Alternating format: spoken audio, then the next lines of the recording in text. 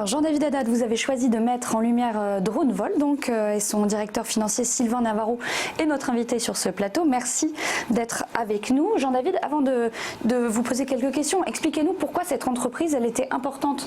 C'était important pour vous de la mettre en lumière aujourd'hui. Alors nous parlons aujourd'hui du monde d'après. Ce qu'on a pu voir au cours du confinement, c'est une utilisation massive des drones pour contrôler les populations. Je parlais du contrôle des populations tout à l'heure. Aujourd'hui, les États ont tout un arsenal technologique à leur disposition pour contrôler les populations. Et Dronevolt est un fabricant de drones. Alors dans mon livre, je parle effectivement de ça. Regardez par exemple, ça, c'est un drone insecte. Alors je ne pense pas que Dronevolt fabrique ce genre de choses. Pas encore. Pas du tout, pas encore, mais ce genre de choses. On n'en a pas vu là, mais on va en voir à mon avis dans la décennie qui vient. Des mini-drones qui seront là pour nous contrôler, pour nous espionner. James Bond. Ah oui, mais même au-delà, même au-delà. De toute façon, la réalité finit toujours par dépasser la fiction et les meilleures anticipations. Donc j'ai voulu mettre en avant effectivement une entreprise qui fabrique des drones parce que le monde d'après est aussi un monde où le drone va avoir une grande importance. Sylvain Navarro, justement, à ce sujet, votre titre, il a flambé en bourse récemment après des annonces importantes. Est-ce que vous pouvez nous en dire plus ?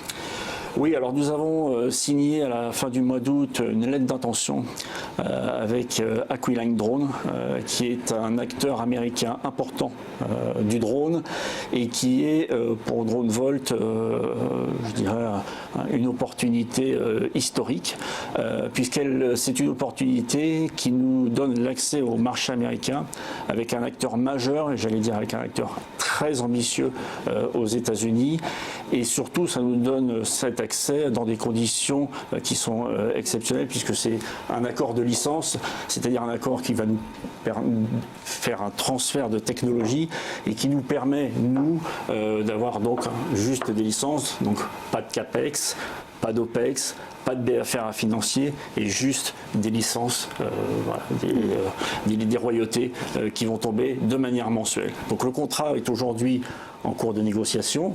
Nous avons donc évoqué la lettre d'intention. Nous développerons dans les jours qui viennent les avancées pour pouvoir communiquer un peu plus. En tout cas, il est évident que nous avons affaire avec Aquiline Drone, avec un acteur majeur et extrêmement ambitieux sur le marché américain qui est le marché le plus important du drone au monde. Et vous, en tant que directeur financier, est-ce que vous visez la rentabilité rapidement ?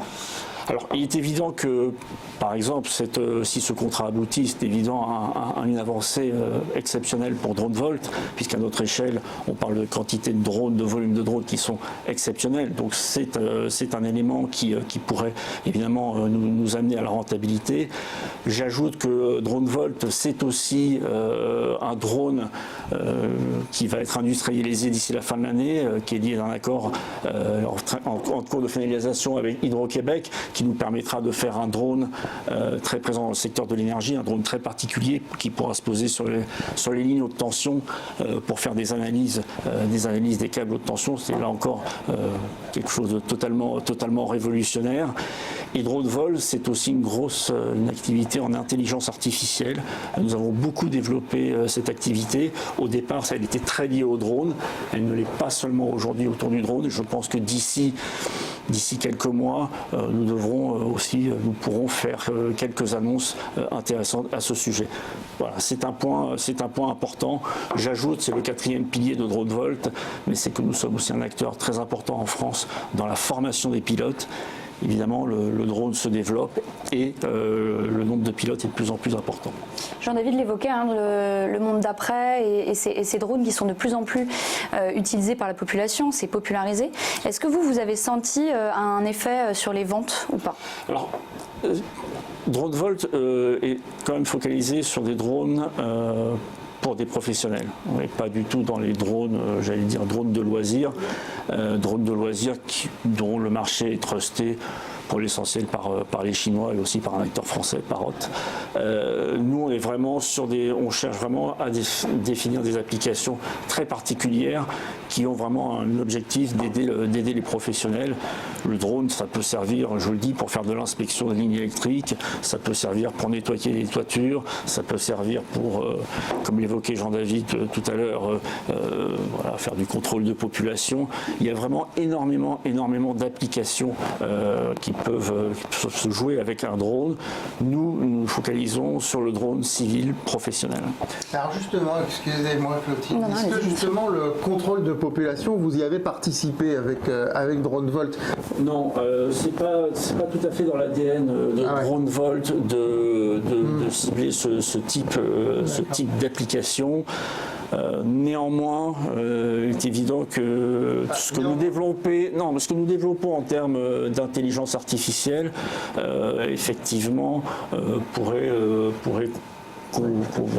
arriver sur ces domaines problématiques-là, par exemple les problématiques d'analyse de comportement des foules, l'analyse de comportement routier, par exemple, c'est des choses qui sont tout à fait envisageables avec l'intelligence artificielle. Pas forcément d'ailleurs connectée à un drone, l'intelligence artificielle en général. Nous avons beaucoup de demandes en ce sens en ce moment. Mais ce sont surtout les drones de grandes entreprises comme Thales dont l'État s'est servi pour le contrôle des populations. Ici, et pas que ici, en Espagne, en Italie, avec les drones qui vont sur la plage, qui interpellent la population. Aujourd'hui encore, en disant « vous ne portez pas de masque, veuillez mettre votre masque », ça c'est... Tout à fait. Alors, ce ne sont pas des drones qui nécessitent une très haute technologie. Vous mettez un drone avec un haut-parleur en dessous, vous pouvez très bien faire ça avec un drone bas de gamme, les drones de loisirs. Donc là, il n'y a pas forcément une technologie énorme. Là, vous pouvez avoir de la technologie, c'est dès lors que vous faites de l'analyse d'image et de l'analyse de comportement, ce qui suppose effectivement derrière une approche logicielle sophistiquée. Les drones que vous faites sont beaucoup plus utilisateurs de l'intelligence artificielle en fait. Beaucoup, de plus en plus. C'est ce qui distingue un drone, un drone lambda d'un drone effectivement qui peut avoir des applications beaucoup plus fortes, effectivement. Merci beaucoup Sylvain Navarro d'avoir répondu à nos questions. Les pros de l'éco continuent dans un instant pour parler d'un livre économique avec son auteur, c'est à suivre.